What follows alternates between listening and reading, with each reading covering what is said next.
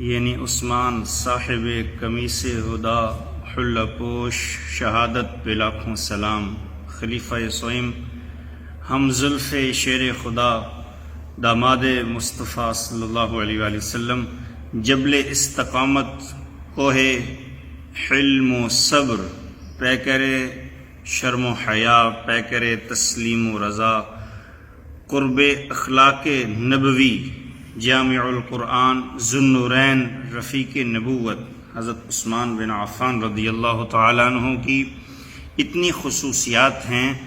اللہ نے آپ کو حضور علیہ السلام کے وسیلہ کے ساتھ اتنے اوصاف حمیدہ عطا فرمائے ہیں جن کا دائرہ کرنا، احاطہ کرنا ناممکن ہے، مشکل ہے۔ حضور علیہ السلام نے فرمایا ہر نبی کا ایک رفیق ہوتا ہے جنت میں، میرا رفیق عثمان ہے۔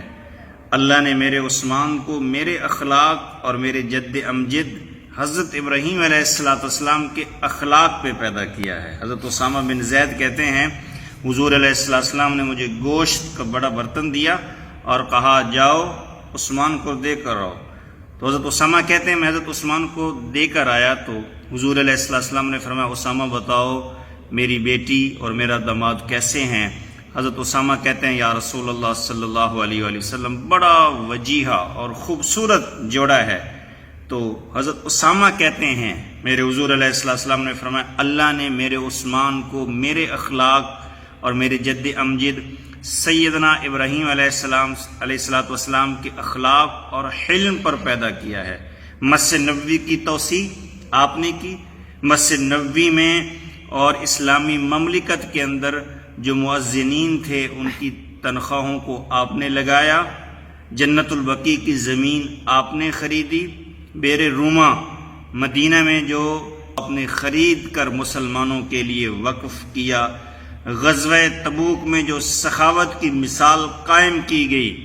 آج بھی دنیا اگر سخاوت کی مثال دینا چاہے تو دنیا کہتی ہے اللہ تجھے دولت عثمان عطا فرمائے، دولت قارون سے بچا کے رکھے۔